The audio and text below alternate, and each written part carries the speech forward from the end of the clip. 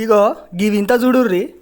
Telangana public commission చేసిన paper లీకేజీల గురించి అంతా తెలిసిందే కదా. అయితే తెలంగాణ నిరుద్యోగులు అందరూ కలిసి తెలంగాణ పబ్లిక్ కమిషన్ ముట్టడించిర్రంట. ఇక్కడి వరకు మంచిగానే ఉంది కదా, కానీ అసలు కథ ఇప్పుడే మొదలైంది. ప్రభుత్వం అండ చూసుకొని పోలీసులు ఉద్యమకారులనే కాకుండా ఆ పక్కన పోయే రైతులను, ఉద్యోగస్తులను, బాటసారులను, ఆఖరికి లాయర్లను కూడా అరెస్ట్ చేయబోయిరట. వింత ఏంటంటే అట్లకెళ్ళి పోతున్న భార్యాభర్తలను కూడా అరెస్ట్ చేయబోయిల్లంట. ఇక తెలంగాణ పెళ్ళ మొగలు ఒట్టిగానే ఉంటారా? ఆ పోలీసులను గట్టిగానే అరుచుకున్నారు. లేకపోతే చూడుర్రి, గా రోడ్డు మీద పోయే పెళ్ళ మొగలను అరెస్ట్ చేస్తారే సిగ్గు లేకపోతే అని అంటుర్రు ఈ విచిత్రం చూసిన తెలంగాణ ప్రజలు. రాలేదంటే నేను ధర్నాకు రాలేదంటే సార్ ఎందుకు మమ్మల్ని పట్టుకుపోయి అడిగోగలుగుతారు?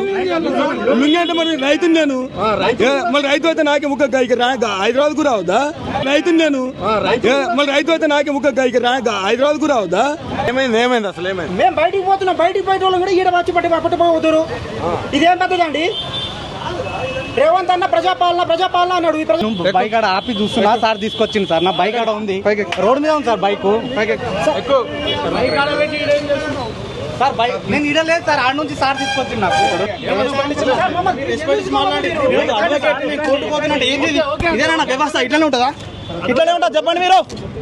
చూపెట్టినా ఐడి కార్డు చూపెట్టినా, నేను అడ్వకేట్ ఐడి కార్డు చూపెట్టినా ఇష్యూ అవార్డు చేస్తాను సార్.